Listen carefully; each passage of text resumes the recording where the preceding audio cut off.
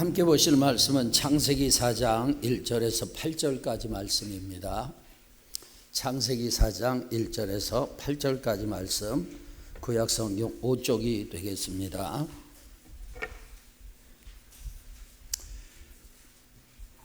우리 다 같이 합독합니다. 아담이 그의 아내 하와와 동침하매 하와가 임신하여 가인을 낳고 이르되 내가 여호와로 말미암아 득남하였다 하니라. 그가 또 가인의 아우 아벨을 낳았는데 아벨은 양치는 자였고 가인은 농사하는 자였더라.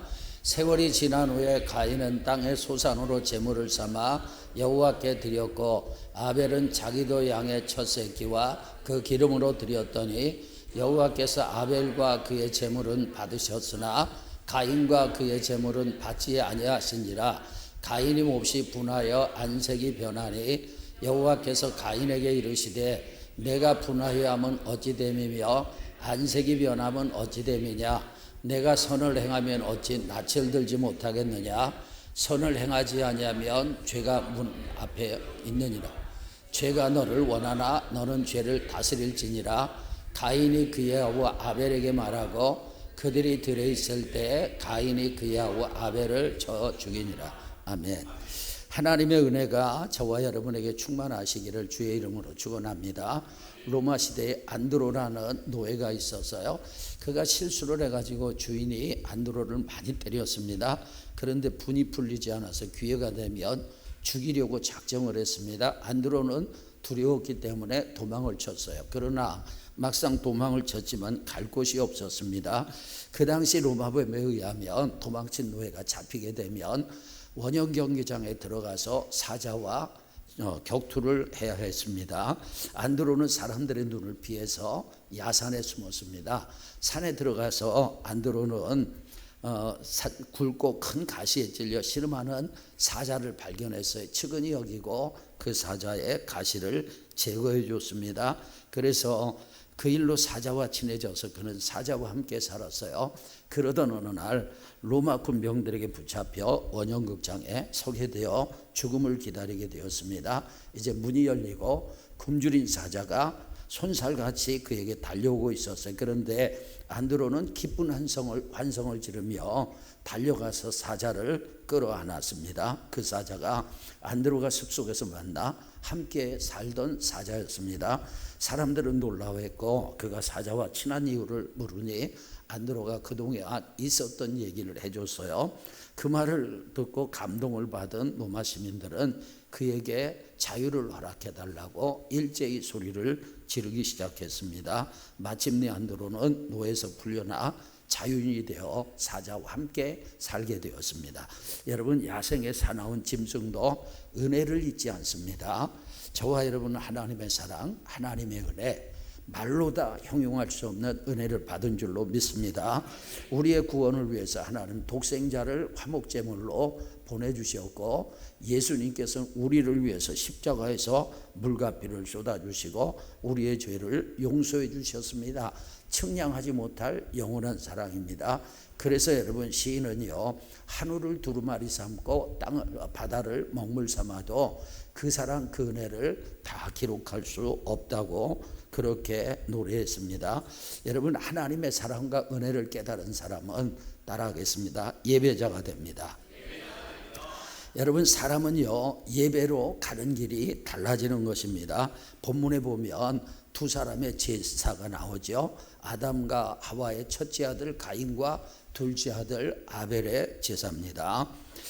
여러분, 이 두 사람은 제사로 가는 길이 달라졌어요. 가인은 땅의 소산으로 제물을 삼아 하나님 앞에 제사를 드렸고 아벨은 양의 첫 새끼와 그 기름으로 드렸습니다. 그런데 여호와께서는 아벨과 그의 제물은 받으셨으나 가인과 가인의 제물은 받지 않으셨어요. 여러분, 가인은 몹시 분했습니다. 안색이 안 좋았어요. 가인은요, 아벨을 향해서 살인 의지를 갖게 되었어요. 그것을 아신 하나님께서 가인에게 내가 분하여 하면 어찌 됨이냐, 안색이 변하면 어찌 됨이냐, 내가 선을 행하면 어찌 낯을 들지 못하겠느냐? 무슨 얘기입니까? 여러분, 그가 잘못된 제사를 했기 때문에 연락되지 않았다는 것을 하나님이 지적하신 거예요. 그리고 분을 품는 것이 합당하지 않다고 말씀하셨어요. 그리고 죄가 너를 원하나 너는 죄를 다스릴지니라. 하나님께서는 가인에게 죄를 다스리라고 말씀하셨는데, 가인은요 자신의 감정과 죄의 유혹, 마귀의 역사를 이기지 못하고 들에서 아벨을 쳐서 죽였습니다. 여기서 쳐 죽였다는 뜻은 세게 쳐서 죽였다는 것입니다. 그러니까 실수가 아니라 계획된 살인이었다는 거예요. 가인은요 예배를 잘못 드려서 살인자가 되었습니다. 두 사람의 가는 길은 제사로 달라진 것입니다. 이 대부분의 학자들은요 본문을 예배의 시초를 봅니다. 가인과 아벨은 둘 다 예배를 드렸어요. 그런데 하나님께서는 우리의 예배를 항상 받으시는 것이 아닙니다. 바른 예배만 받으세요. 가짜 예배는 받지 않으시는 거예요. 오늘 본문에서 그 얘기를 하시는 것입니다. 여러분, 하나님은 우리의 진정한 예배를 기다리십니다. 아니, 진정한 예배자를 찾으시죠. 그래서 요한복음 4장 23절에 이렇게 말씀합니다. 다 같이, 아버지께 참되게 예배하는 자들은 영과 진리로 예배할 때가 오나니 곧 이때라. 아버지께서는 자기에게 이렇게 예배하는 자들을 찾으시느니라. 아멘. 여러분, 우리는 진정한 예배자가 돼야 합니다. 왜냐하면 하나님은 그런 예배자를 찾으시기 때문에. 여러분, 찬양 가운데 주를 위한 이곳에라는 찬양이 있어요. 가사가 이렇습니다. 주를 위한 이곳에 예배하는 자들 중에 그가 찾는 이 없어 주님께서 슬퍼하시네. 여러분, 하나님께서 찾으시는 예배자가 없어서 하나님이 슬퍼하신다고 말씀하시는데, 저는 하나님이 찾으시는 예배자가 없다고 생각지는 않습니다. 소수라고 생각합니다. 그래서 우리 교회에서는 그가 찾느니 저거로 바꿔서 하나님을 찬송하고 있습니다. 여러분, 저와 여러분 예배로 가는 길이 달라지는 것입니다. 하나님 앞에 진정한 예배자가 되기를 주의 이름으로 축원합니다. 하나님은요 그렇게 예배하는 사람을 간절히 찾으시는 거예요. 어느 시골에 명절이 되어도 잘 내려오지 않는 자녀들 때문에 부모님이 화가 났습니다. 다른 아이들은 잘 내려오는데 우리 아이들은 내려오지 않아. 그래서 아버지가 극단의 조치를 취했습니다. 화가 난 아버지가 아들에게 전화를 했어요. 야, 나는 내 엄마하고 이혼하기로 했다.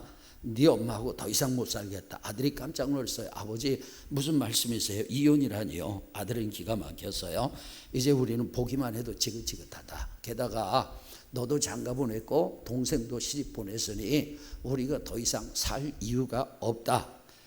아들은요 여동생에게 전화를 했습니다. 딸이 전화를 받더니 깜짝 놀래가지고 아버지에게 다시 전화했어요. 아빠, 무조건 이혼은 안 돼요. 거기 꼼짝 말고 계세요. 오빠랑 같이 내려갈 테니까요. 아버지가 전화를 끊으면서 빙그레 웃었습니다. 그리고 아내에게 여보 성공했어. 애들이 금방 내려온대. 자식을 기다리는 부모의 마음을 표현한 유머입니다. 여러분, 하나님께서는요 아마 그것보다 더 간절하게 진실한 예배를 원하실 것입니다. 오늘 설교는 가인과 아벨의 제사를 통해서 하나님이 받으시는 예배는 어떤 예배인가 네 가지만 말씀을 드리겠습니다. 첫째, 자기를 드리는 예배. 누굴 드린다고요? 자기를 드립니다.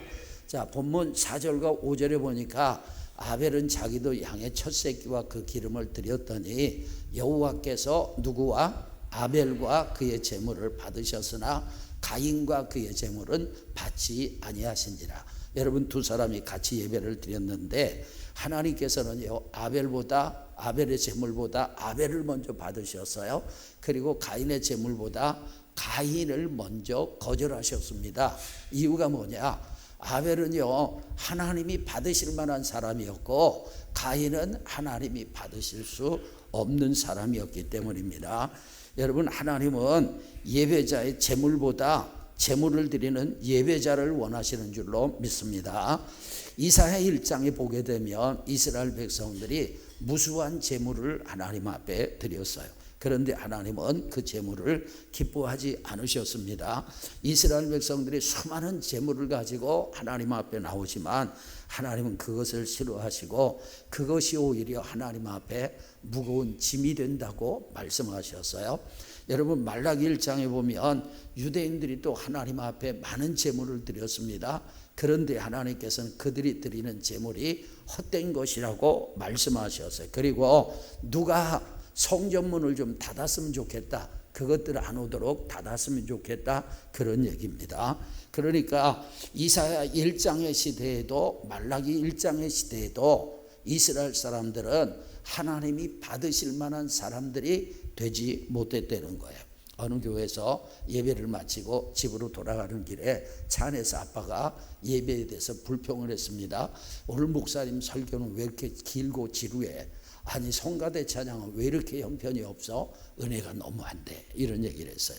그랬더니 고등학생 아들이 아버지에게 말했어요. 아버지, 헌금 시간에 주섬주섬 호주머니 뒤져서 겨우 1,000원짜리 한 장 헌금하시고 예배에 대해서 뭘 기대하세요? 아들이 썩 잘한 말은 아니지만 제대로 예배를 드리지 못한 아버지에게 충격을 준 것은 사실입니다.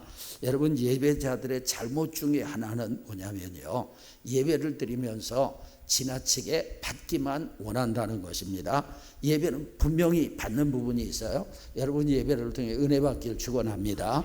예배를 통해서 내게 주시는 말씀을 받기를 축원합니다. 응답도 받기를 바랍니다. 하나님이 주시는 축복도 받아야 되는 거예요. 분명히 예배에는 받는 요소가 있어요. 하지만 우리의 초점은 받는 데 있는 것이 되어서는 안 되는 것입니다. 드리는 데 있어야 합니다. 그래서 예배를 본다고 말하지 않아요. 예배를 받는다고 말하지 않고 따라합시다. 예배는 드립니다. 예배는 하나님 앞에 드리는 것입니다. 여러분 우리의 시간을 드리죠, 마음을 드리죠, 정성을 드리죠. 할렐루야. 헌금도 드리죠, 기도도 드리죠, 찬양도 드리죠, 영광도 올려드리죠. 여러분 하나님 앞에 받는 데 집중하지 마시고 드리는 데 집중하시길 축원합니다. 그럴 때 하나님께서요 그냥 받고만 마시는 것이 아니라 넉넉하게 부어주실 줄로 믿습니다. 아벨이 그랬습니다. 여러분 하나님께 드리는 것을 잘못하면 하나님께 받는 것도 안 되는 거예요. 가인이 그랬어요. 우리 고인이 되신 강윤정 권사님, 저는 강 권사님이 가끔 보고 싶을 때가 있어요. 강 권사님은 가양동에서 오셨잖아요. 교회까지 오시는데 최소 1시간 40분 거리입니다. 여러분 걸어서 버스를 타시고 버스 타고 또 지하철 타고 지하철 갈아타고 마천역에서 내려서 여기까지 걸어오세요. 그분은 당뇨병 환자였습니다.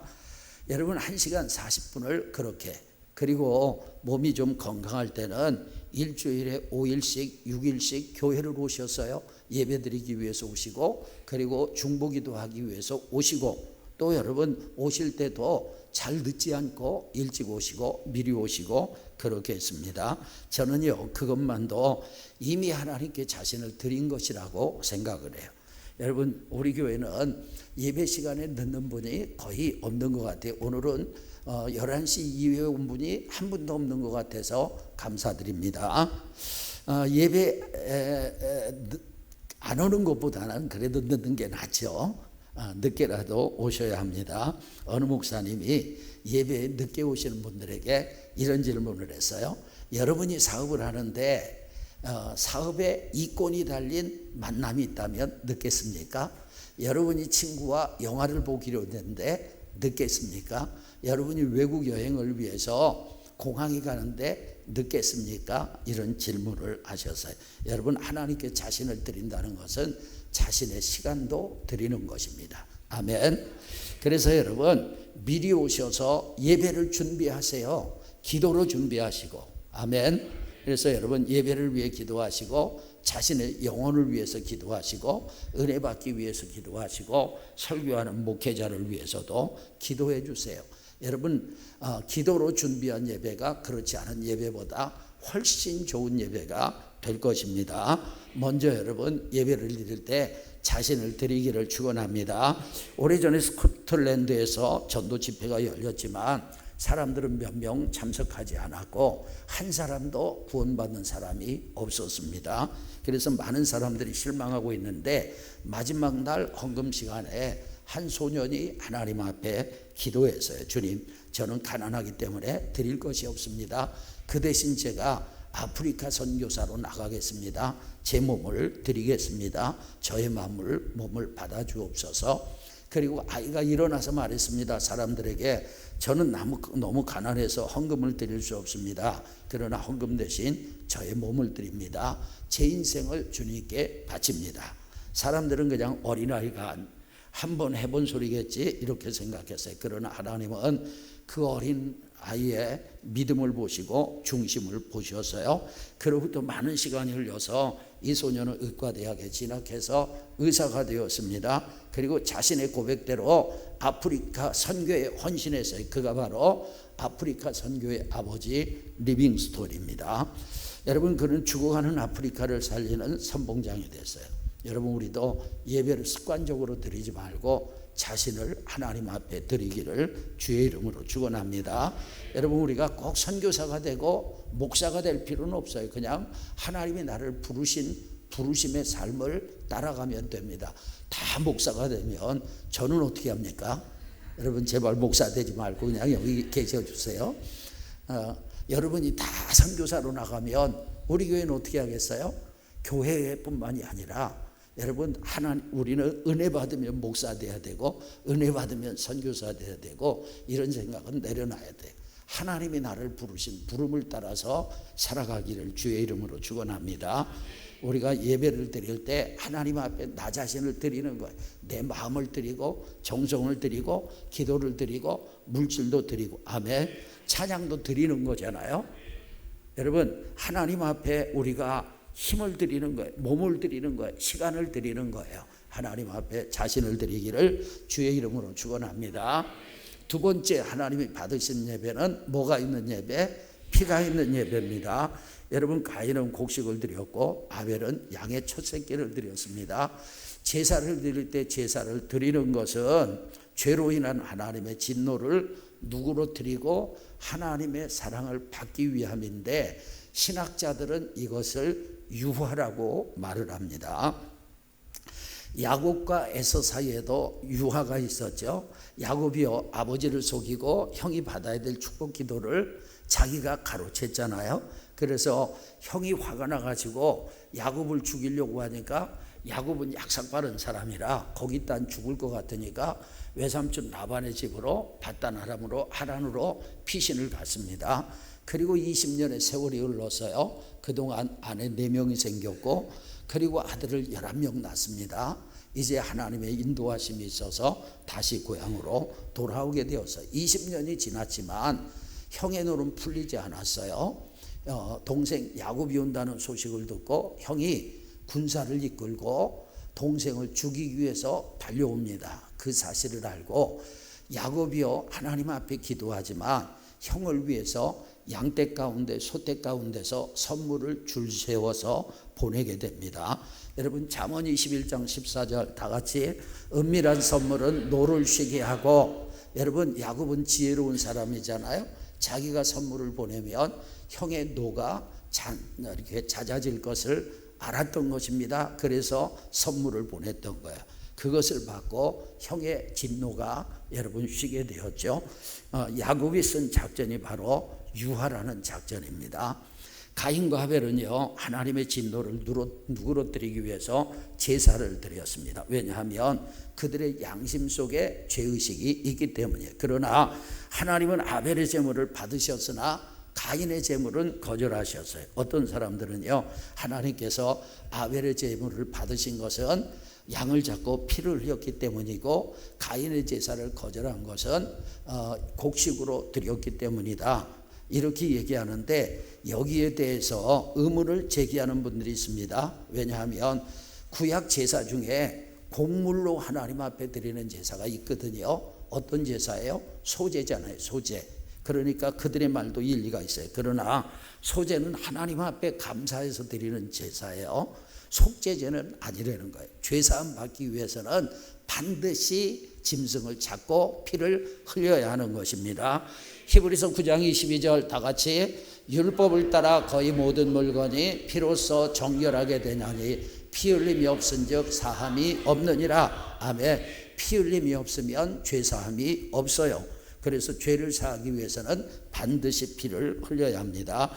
여러분, 구약에서 짐승의 죽음은 예수 그리스도의 희생을 보여주는 거예요. 자, 아담과 하와가 범죄했습니다. 그래서 그들이요, 하나님이 찾아오실 때 부끄러워서 무화과 나무 잎으로 치마를 해서 입고 있었어요. 하나님께서 그들을 찾아오셔서 짐승을 잡으셨습니다. 짐승의 피를 흘려주셨죠. 그리고 그 가죽으로 옷을 만들어서 입혀주셨어요. 그러니까 아담과 하와는 짐승이 피를 흘림으로 수치를 가릴 수 있었던 것입니다. 이 짐승은 예수 그리스도의 예표예요. 그리고 짐승이 흘린 피는 예수 그리스도의 보배로운 피를 보여주는 줄로 믿습니다. 그리고 여러분, 아담과 하와가 입었던 짐승의 옷은 예수 그리스도의 공로로 입게 되는 의의 옷을 보여주는 그림자입니다. 자, 이스라엘 백성들이 이제 6월절에 출애굽을 했잖아요. 절기 가운데 언제 출애굽했다고요? 6월절에 출애굽을 했어요. 6월절 때 하나님의 천사가 애굽에 있는 장자들을 다 쳐서 죽였잖아요. 그런데 그 장자들 가운데 죽지 않은 장자들이 있었어요. 어떤 장자죠? 어린 양을 잡아서 그 피를 문설주와 문인방에 바른 그 집에 천사가 와서 피를 보고는 그 집을 넘어가서 어린 양의 피를 바른 집안에 있던 장자들은 죽지 않았습니다. 여기서 6월절 어린 양은 예수 그리스도를 보여줍니다. 그리고 어린 양의 피는 예수 그리스도의 보배로운 피를 보여주는 줄로 믿습니다. 본문에서 하나님은 피가 없는 가인의 제사는 거부하시고 피가 있는 아벨의 제사는 받으셨어요. 피가 없는 가인의 제사 거부하셨어요. 그것은요, 우리가 예수 그리스도의 피를 의지해서 죄사함 받고 예수 그리스도의 보혈을 의지해서 하나님의 보좌 앞에 나가게 된다는 것을 보여주는 그림자입니다. 할렐루야. 여러분, 인도의 유명한 영성가 선다싱이요, 히말라야 산맥을 넘고 있었어요. 산중턱에서 불이 나서 많은 사람들이 모여 있었습니다. 그런데 보니까 나무 위에 새집이 있는데 새집 위에 새끼들이 있어요. 아직 새끼들은 날 수가 없습니다. 어미새는 안타까워서 그 새집 주변을 빙글빙글 돌고 있는데 마침내 그 새집이 있는 나무에도 불이 붙었습니다. 사람들은요, 이제 어미새가 포기하고 떠나갈 줄 알았어요. 그런데 어미새가 둥지로 들어가더니 새끼들을 날개에 모으고 날개로 새끼들을 덮는 것입니다. 여러분, 그래서 그것을 보고 선다싱이 너무 감동을 받아가지고 모여있는 사람들에게 이렇게 얘기했어요. 하나님은 인간을 사랑하셨습니다. 그 사랑은 말할 수 없이 크고 깊어서 자기의 독생자를 주기까지 하셨습니다. 한 마리의 어미새가 자기의 새끼들을 사랑해서 불 가운데 그 몸을 던졌듯이 죄로 말미암아 죽어가는 인류를 살리기 위해서 하나님의 아들이 그 몸을 저주의 십자가에 던지셨습니다. 여러분, 하나님은 하나님의 은혜의 날개로 우리를 덮어주시는 줄로 믿습니다. 조영기 목사님이 어릴 때 할머니랑 함께 사셨는데 자다 보면 이렇게 이부자리를 차고 자잖아요. 그럼 할머니가 이부자리를 목 있는 데까지 덮어주면서 아이고 이놈아 배탈 난다 덮고 자라 그러셨다는 거예요. 여름에도 덮어주시고 겨울에도 덮어주시고. 그래서 조영기 목사님은 할머니 생각하면 배탈 난다고 겨울에도 이불 덮어주시고 여름에도 혼이불을 덮어주셨던 할머니가 생각난다고 하십니다. 여러분, 하나님은요, 예수 그리스도의 보혈로 우리를 덮어주시면서 언제나 보혈 아래 있어라, 언제나 보혈의 보호를 받아라, 보혈을 떠나면 배탈 난다 그러시는 분이에요. 여러분, 주님은 당신의 날개로 보혈로 은혜와 사랑으로 저와 여러분을 덮어주십니다. 우리는요, 예수님의 보혈의 능력을 믿어야 합니다. 우리는 그 피로 속량곧 죄사함을 받았습니다. 이제는 구약시대처럼 짐승을 잡아서 피를 흘릴 필요가 없습니다. 왜냐하면 예수님께서 우리를 위해서 십자가에서 보배로운 피를 흘려주셨기 때문이에요. 그 피로 우리를 덮어주십니다. 예배자에게는 주님의 피에 대한 믿음, 보혈에 대한 믿음이 있어야 하는 거예요. 세 번째, 하나님이 받으시는 예배는 무슨 예배예요? 믿음의 예배입니다. 여러분, 히브리서 11장 4절에 보면 가인과 아벨의 예배에 대한 평가가 나옵니다. 다 같이 읽겠습니다. 믿음으로 아벨은 가인보다 더 나은 제사를 하나님께 드림으로 의로운 자라 하시는 증거를 얻었으니 하나님이 그 예물에 대하여 증거하십니다. 그가 죽었으나 그 믿음으로서 지금도 말하느니라. 아멘. 여러분, 아벨의 예배가 가인의 제사보다 더 좋았습니다. 하나님이 인정하셨던 이유가 뭐냐? 믿음으로 드렸기 때문에. 가인의 제사를 하나님이 인정하지 않고 받지 않으신 이유가 뭐냐? 믿음으로 예배하지 않았기 때문에 그렇습니다. 여러분, 아벨이 양의 첫 새끼를 잡아서 드린 것은 그가 목자였기 때문만은 아닙니다. 하나님이 주신 계시를 믿었기 때문에. 뭘 믿었다고요? 계시를 믿었어요. 누가 주신? 하나님이 주신 계시를 믿었어요. 그렇기 때문에 양의 첫 새끼로 드리고 기름까지 드렸던 것입니다. 양의 첫 새끼 예수 그리스도를 의미합니다. 기름, 성령의 기름 부음을 의미하는 거예요. 하나님께서 창세기 3장에서 아담과 하와에게 복음의 계시를 주셨어요. 창세기 3장 15절 다 같이 내가 너로 여자와 원수가 되게 하고 내 후손도 여자의 후손과 원수가 되게 하리니 여자의 후손은 내 머리를 상하게 할 것이요 너는 그의 발꿈치를 상하게 할 것이니라 하시고 아멘. 하나님께서 죄로 절망 중에 있던 아담과 하와에게 여자의 후손 처녀의 몸에서 탄생하실 메시아에 대한 복음의 계시를 주신 것입니다. 아멘. 이것을 원복음이라고 합니다. 여러분, 하나님은요 아담과 하와에게 원복음을 계시해 주신 것처럼 구약의 믿음의 사람들에게 복음을 계시해 주셨어요. 저는 그것을 확신합니다. 그래서 여러분, 아브라함도 뭘 믿었느냐? 복음을 믿은 거예요. 자, 갈라디아서 3장 8절에 보니까 또 하나님이 이방인을 믿음으로 말미암아 의로 정하실 것을 성경에 미리 알고 이것을 보여주기 위해서 예표로 사용한 사람이 누구냐? 아브라함이에요. 먼저 아브라함에게 뭘 전하되? 복음을 전하되. 아브라함이 복음을 알았어요? 몰랐어요? 알았던 것입니다. 아브라함이 구약시대 사람이고 예수님이 아직 오시지 않았지만 아브라함은 복음을 알았던 거예요. 그래서 아브라함이 복음을 믿음으로 구원 얻은 줄로 믿습니다. 할렐루야.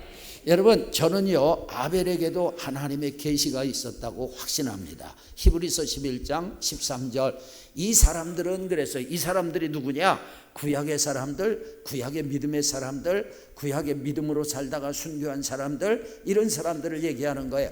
다 같이 읽겠습니다. 이 사람들은 다 믿음을 따라 죽었으며 약속을 받지 못하였으되 그것들을 멀리서 보고 환영하며 또 땅에서는 외국인과 나그네임을 증언하였으니 아멘. 이 사람들은 구약의 믿음의 사람들이라고 했어요. 그들은 다 믿음을 따라서 죽었어요. 여러분, 믿음은 대상이 있는 거예요. 믿음의 대상이 누구냐? 오실 그리스도. 할렐루야. 초림하실 그리스도를 그들은 바라봤던 것입니다. 그러나 그 약속은 받지 못했어요. 그들에게 그 약속이 현실이 되지는 않았어요. 예수 그리스도께서 아직 오시지 않은 거예요. 그런데 그것들을 멀리서 바라보고 환영했습니다. 할렐루야. 예수 그리스도도 바라보고 천국도 바라보고 환영했습니다. 그러니까 여러분, 구약의 믿음의 사람들은 복음을 알았던 거예요. 복음의 계시가 있었던 거예요. 마찬가지로 아벨에게도 복음의 계시가 있었던 것입니다. 여러분, 그는 그것을 바라보고 믿었던 거예요. 그 믿음 때문에 하나님께서 그에게 은혜를 주시고 예배를 받아주신 것입니다. 정호승 시인이 쓴 어느 벽보 앞에서라는 시가 있습니다. 이분이 어느 날 길을 가다가 전단지에 현상수배범의 얼굴이 나온 전단지를 봤어요. 그리고 시를 썼습니다. 현상수배범 전단지 사진 속에 내 얼굴이 있었다.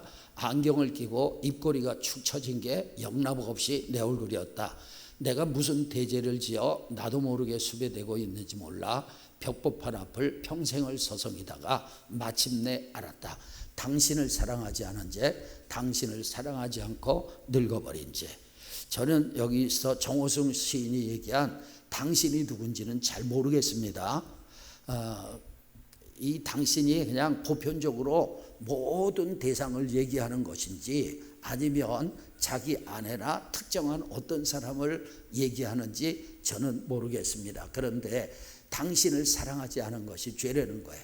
당신을 사랑하지 않고 늙어버린 것이 죄라고 합니다. 저는 여기서 기독교적인 해석을 한번 해보도록 하겠습니다. 여기 당신은 예수 그리스도가 돼야 될 줄로 믿습니다. 여러분, 믿음은 따라합시다. 믿음은 사랑입니다. 여러분, 주님을 사랑하잖아요. 그러면 주님을 소망하게 되고 또 주님을 믿게 됩니다. 믿으면 사랑하고 소망하게 됩니다. 그래서 고린도전서 13장 13절에서 믿음, 소망, 사랑 이 세 가지는 어떻다고요? 항상 있을 것인데, 아멘. 기독교적으로 생각할 때 이 시의 당신은 예수 그리스도입니다. 그래서 여러분, 그리스도를 사랑하지 못한 죄, 그리스도를 믿지 않은 죄가 가장 큰 죄라는 거예요. 로마서 14장 23절 다 같이 믿음을 따라 하지 아니하는 것은 다 죄니라. 아멘. 이 말씀은요, 먹고 마시는 문제를 다루면서 하시는 말씀이에요. 그러니까 우리가 먹고 마시는데 믿음으로 하지 않는다, 그게 죄라는 거예요. 어떤 사람은요, 성경에 술 마시지 말라는 말이 어디 있느냐 막 이러고 따지는 사람도 있다고 하는데, 미안하지만 보지 말란 말도 있어요. 그리고 여러분, 독주를 즐기고 포도주를 즐기는 것은 미련한 것이요 그랬어요. 그러니까 성경대로 안 드시면 되는데, 여러분 중에 그래도 나는 믿겠다, 먹겠다 그러는 사람이 계시면 그것을 놓고 자기의 믿음을 한번 생각해 보세요. 정말 하나님 앞에 감사가 되는가? 안 된다면 믿음을 따라 하지 않은 것은 다 죄입니다. 여러분, 먹고 마시는 것도 믿음으로 하지 않으면 죄인데, 예배를 드리는데 믿음 없이 예배 드려요? 그 예배를 하나님께서 기뻐하시겠습니까? 예배는 믿음으로 드려야 합니다. 히브리서 11장 6절 다 같이 믿음이 없이는 하나님을 기쁘시게 하지 못하나니 하나님께 나아가는 자는 반드시 그가 계신 것과 또한 그가 자기를 찾는 자들에게 상 주시는 이심을 믿어야 할지니라. 아멘. 믿음이 없이는 하나님을 기쁘시게 할 수 없어요. 두 번째 줄에 하나님께 나아간다고 했는데, 하나님 앞에 나간다는 것은 예배로 나간다는 거예요. 아니면 기도를 말할 수도 있어요. 여러분, 기도가 되었던 예배가 되었던 믿음으로 하나님 앞에 나가야 하나님이 기뻐하시는 줄로 믿습니다. 그러니까 우리는 믿음으로 예배해야 되는 거예요. 나의 구주는 누구시다? 예수 그리스도다. 할렐루야. 십자가에 대한 믿음, 부활에 대한 믿음을 가지시고, 내가 예배드리면 하나님이 나를 기뻐하신다, 하나님은 나의 예배에 응답하신다, 하나님은 나의 예배를 받으시고 나에게 상 주시는 분이다, 이런 믿음을 갖기를 주의 이름으로 축원합니다. 여러분, 예배는 결코 헛된 것이 아니에요. 왜냐? 하나님께 나가면 살아계신 하나님이 자기를 찾는 자들에게 상 주시는 줄로 믿습니다. 예배에 상급이 있습니다. 여러분, 믿음으로 예배합시다. 마지막 네 번째 따라합시다. 하나님께 속한 자 예배. 여러분, 하나님께서 아벨의 예배를 받으셨어요. 왜냐? 아벨은 하나님께 속했기 때문에. 하나님은 가인의 예배를 받지 않으셨어요. 왜냐? 가인은 하나님께 속하지 않았기 때문에. 요한일서 3장 12절 다 같이 가인같이 하지 말라. 그는 악한 자에게 속하여 그 아우를 죽였으니. 아멘. 여러분, 가인은 누구에게 속했어요? 악한 자에게 속했어요. 여러분, 하나님께 속한 자가 아니라 악한 자 마귀에게 속했는데, 하나님께 속한 자처럼 예배를 드린다고 하나님이 속으시겠습니까? 그렇지 않죠. 요한일서 4장 3절입니다. 다 같이 예수를 시인하지 아니하는 영마다 하나님께 속한 것이 아니니. 아멘. 여러분, 예배자가 되려면 먼저 하나님께 속해야 돼요. 하나님께 속하는 자는 어떤 자냐? 예수가 그리스도라고 시인하는 자가 하나님께 속한 자예요. 예수님을 부인하는 자는 하나님께 속한 것이 아니라 마귀에게 속한 것입니다. 여러분, 그래서 우리가 예배를 드려 기본적으로는요, 예수님을 영접하고 하나님께 속해야 되는 거예요. 전도 집회를 하잖아요. 전도 집회 클라이막스는 어디냐면 예수님을 영접하는 시간입니다. 왜냐? 예수님을 마음에 영접하는 순간 그 사람은 하나님께 속한 자가 되기 때문에 그래요. 우리 교회에서 매주 토요일마다 실버 예배를 드립니다. 실버 예배에 어제 68명의 어르신들이 오셨어요. 이 어르신들은 대부분 매주 나오시는 분들입니다. 그런데 저는 종종 어르신들이 마음에 예수님을 영접할 수 있는 기도를 시킵니다. 왜냐하면 이 어르신들 가운데 그냥 습관적으로 아니면 목사가 따라서 하라니까 따라서 하다가 어느 순간에 진짜 주님을 만나는 역사, 진짜 마음을 엮고 진심으로 마음속에 주님을 영접하는 사람이 나올 수가 있어요. 여러분, 마음에 예수님을 영접하면 그 순간 그는 하나님께 속한 자가 되는 것입니다. 교회를 수십 년 다녀도요, 마음에 예수님을 영접하지 않으면 그는 하나님께 속한 자가 아니에요. 미안하지만 마귀에게 속한 자예요. 그런 분이 제가 인도하는 영접 기도를 따라하다가 어느 순간에 영적인 스파크가 일어나고 진실로 마음에 예수님을 영접하면 그 순간 하나님께 속하게 되는 것입니다. 할렐루야. 여러분, 어느 목사님이 이스라엘의 회당 예배에 참석을 하셔서 은혜를 받으셨대요. 회당 예배는 특징이 세 가지인데, 첫째, 남녀노소 누구든지 가족들과 함께 예배를 드리는 거예요. 그 다음에 두 번째로는 성경 읽기와 기도를 중심으로 2시간 이상 드린다는 거예요. 우리도 좀 늘려야 되는 거 아닌가? 그 다음에 세 번째, 그 시간 동안 내내 서서 예배를 드린다는 겁니다. 왜 의자에 앉지 서서 드릴까요? 의자가 없어서가 아닙니다. 여러분, 서서 드리는 예배, 이것을 아미다 예배라고 해요. 따라해 봅시다. 아미다 예배. 히브리어도 아미다는 선다 그런 뜻이에요. 그 서서 드리는 예배의 원형은 옛날 성전의 지성소입니다. 구약시대 때는요, 하나님을 만나려면 성전으로 갔잖아요. 성전에 가게 되면 거쳐야 되는 과정이 많습니다. 먼저 성전 밖에 이방인의 뜰이 있어요. 그리고 이제 성전 내로 들어가게 되면 여인의 뜰이 있고 이스라엘의 뜰이 있고 제사장의 뜰이 있어요. 그리고 이제 성전 안으로 들어가서 성소가 있고 지성소가 있습니다. 문을 여러 개 거쳐서 하나님이 임재하시는 지성소로 들어가게 되는 거예요. 성소에 들어가면 빽빽한 구름과 연기로 하나님의 임재가 있어서 감히 얼굴을 들 수 없어요. 여러분, 얼굴을 들 수 없는데 어떻게 앉습니까? 그래서 서서 예배하는 거예요. 몸만 일어서는 것이 아니라 영혼도 일어섭니다. 죄인인 내가 감히 하나님의 은혜의 보좌에 들어오다니 그 은혜가 너무 크고 황송해서 앉아있을 수가 없어요. 그래서 아미다, 서서 예배하는 것입니다. 그리고 찬양합니다. 왕 되신 주께 감사하세, 그 사랑 영원하리라. 모든 것 위에 태어나신 주, 그 사랑 영원하리라. 찬양 찬양, 하나님께 영광을 돌립니다. 자, 이렇게 여러분, 자격 없는 자를 부르셔서 왕 되신 하나님 앞에 세워주시고 왕 되신 하나님 앞에 예배하게 하시는데, 우리는 어떻게 예배를 해야 할까요? 이윤재 목사님이 사용하신 예화를 빌려왔습니다. 애플의 스티브 잡스가 2005년도 스탠퍼드 대학 졸업식에서 축사를 했습니다. 졸업생 여러분, 마지막으로 제가 제 마음에 항상 드는 두 마디 말을 여러분에게 소개하겠습니다. Stay hungry, stay foolish. 배고픈 채로 머무십시오. 그리고 어리석은 자로 사십시오. 배가 고파야 채우고 어리석어야 겸손합니다. 여러분, 예배자도요, stay hungry 해야 합니다. 하나님 앞에 줄이고 목마름으로 서기를 주의 이름으로 축원합니다. stay foolish 하기를 바랍니다. 어리석고 겸손하게 하나님을 찾기를 바랍니다. 간절하게 주님이 만나 주실 것입니다. 오늘은 가인과 아벨의 제사를 통해서 하나님이 받으신 예배는 어떤 예배냐? 첫째, 자기를 드리는 예배입니다. 여러분 자기를 드리길 축원합니다. 특별히 하나님 앞에 시간을 드리는 여러분이 되기를 축원합니다. 두 번째로는요, 피가 있는 예배입니다. 그리스도의 보혈을 의지하는 예배가 돼야 돼요. 세 번째, 믿음이 있는 예배입니다. 예수가 우리의 그리스도이십니다. 아멘. 그리고 하나님은 예배하는 자에게 상 주신다는 믿음을 갖기를 바랍니다. 마지막으로 하나님께 속한 자의 예배, 마음속에 예수님을 영접한 사람이 하나님께 속한 자입니다. 우리 모두 하나님이 받으시는 예배자가 되기를 주의 이름으로 축원합니다.